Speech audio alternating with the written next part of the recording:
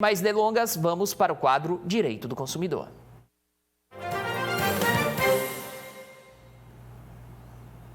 8h24, eu vou conversar com o doutor Maurício Vitor, que toda quarta-feira participa aqui do Bom Dia Litoral e traz informações importantes para o consumidor. Hoje ele vai participar por Zoom, afinal de contas está impossibilitado de acessar o litoral paranaense. Doutor, muito bom dia, seja bem-vindo.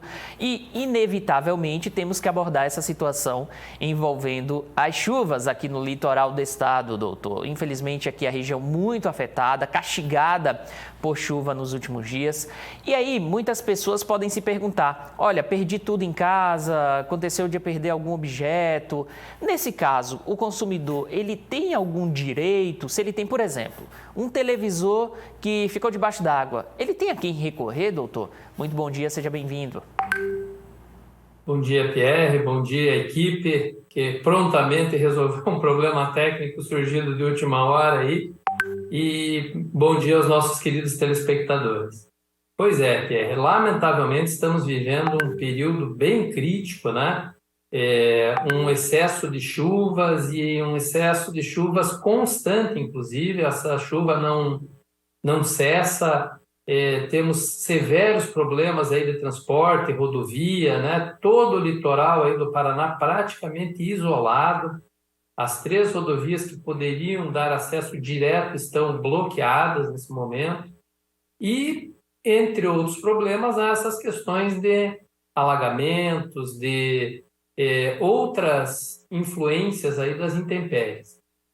Nesses casos, Pierre, é importante destacar que eventos da natureza, eles são motivos de exceção em relação aos direitos básicos, seja do consumidor, do contribuinte, né? No caso aí, munícipes, que eventualmente tenham sofrido problemas. No caso de uma enchente, né, por conta de um excesso de chuva, como estamos vendo aí, dificilmente caberá alguma espécie de indenização pela justamente exceção do fato. Trata-se de uma condição de tempo impossível de se prever, no mais das vezes. Mas há sim, Pierre, situações em que as medidas de precaução, de antecipação do poder público são obrigatórias. E em casos tais, o consumidor, no caso contribuinte, poderia sim se insurgir contra o ente estatal, município, estado, união, que eventualmente não tenha tomado a medida de cautela. Vamos separar uma coisa da outra. Havendo comprovadamente um pico de chuvas e que seja uma exceção, caso que eventualmente estamos vivendo, ele não enseja responsabilidades. Mas há um exemplo prático aqui em que enseja. Vamos citar o exemplo lá das barreiras da 376, que deslizaram, né, na pista. Pois bem, naquele caso, houve um deslizamento e deveria ter havido a interrupção do tráfego, para ninguém ficar exposto a um novo fato, um novo deslizamento, e pudesse, no caso ali, BR, portanto, o governo federal, mas é um serviço concedido, então a permissionária ali passa a ser responsável, ter tomado a medida de cautela de evitar o tráfego até que se garantisse a segurança. Talvez até mais que isso. Talvez aquela encosta já devesse ter sofrido um reparo pelos riscos que ela apresenta. Então, em casos tais, haverá uma análise específica do fato, né? E aí se verificará o poder público ou um concessionário ou uma empresa privada detentora da concessão de serviços públicos ou de serviços públicos regulamentados, ela poderá sim estar sujeita, ou assim como o poder público, a um processo indenizatório do contribuinte consumidor em casos em que o poder e dever de cautela tenham sido negligenciado e provocou um dano, uma perda ao consumidor.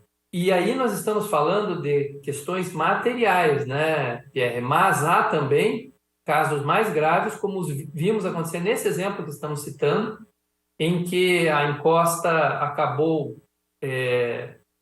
causando danos materiais em muitos veículos, caminhões e carros, mas houve perda de vida humana também, Pierre. Pois é, lamentavelmente, né, doutor?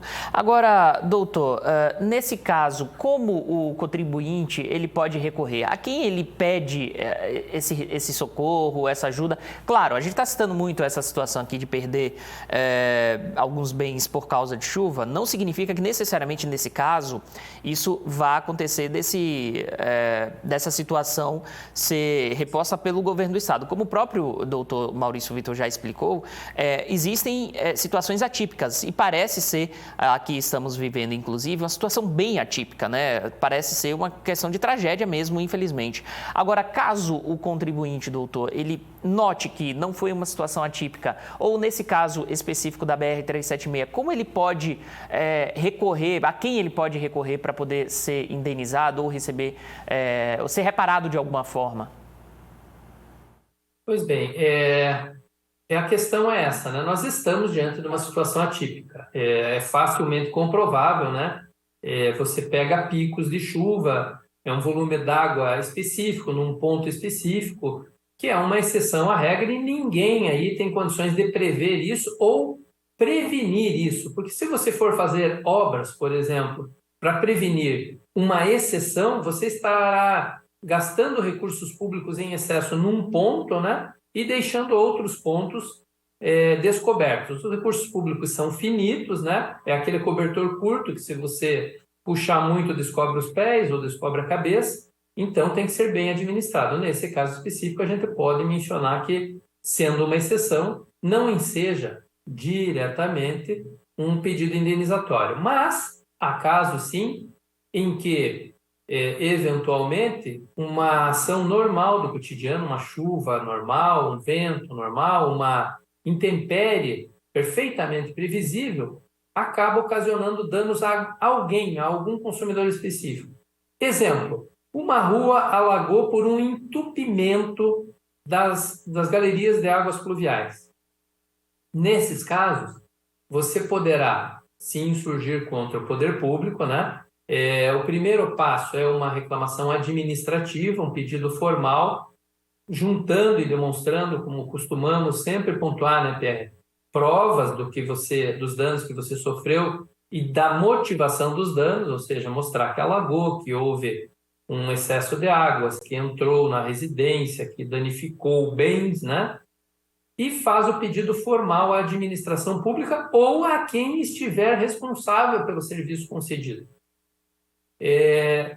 Fez a reclamação formal administrativa, recebeu uma resposta negativa ou não recebeu, aí sim você pode partir para a via judicial.